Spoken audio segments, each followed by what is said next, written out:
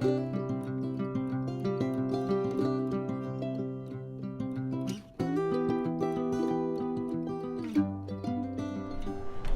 y'all, I'm Shannon Healy here at Alley 26. We're gonna make a couple of drinks for you.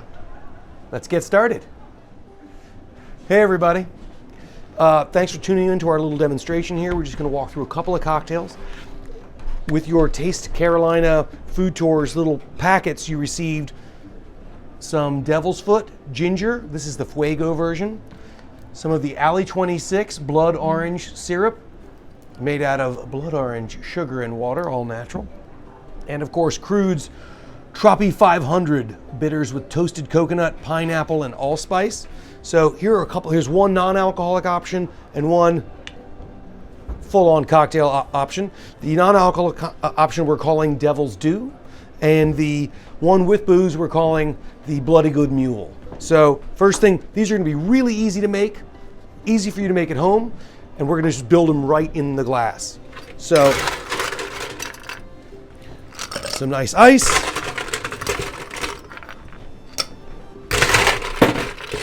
And some ice. And so for the alcohol-free version, let's put one more. We got space for one more cube in here, don't we? Yeah, look at that guy. He wanted to be in there.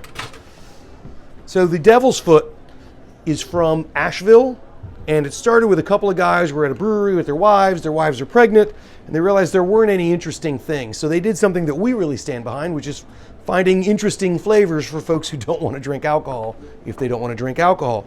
And so this is really nice. It is mild, so you can kind of crush this by itself, but when you're mixing it, it's going to kind of function as a back note. It's not really going to be the star of the show because it's pretty easy to get along with.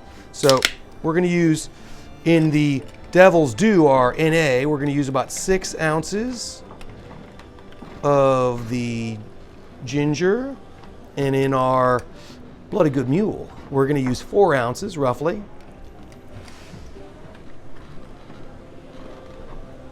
There we go.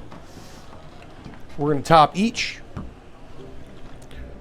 When you use our syrups, it's really important to give them a good shake because they're made out of real things, so they can kind of fall out of suspension. We don't have anything in there binding it together, so just give it a shake before each use. And then we're going to use a 1/2 ounce of this blood orange and just pour it right over the top. And a 1/2 ounce of the blood orange, once again right over the top.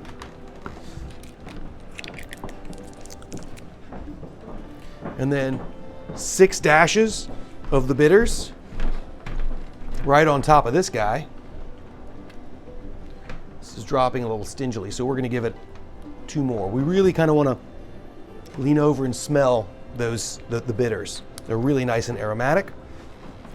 For the Bloody Good Mule, we're going to use 1.5 ounces of whiskey. There's 1 ounce. There's 1/2.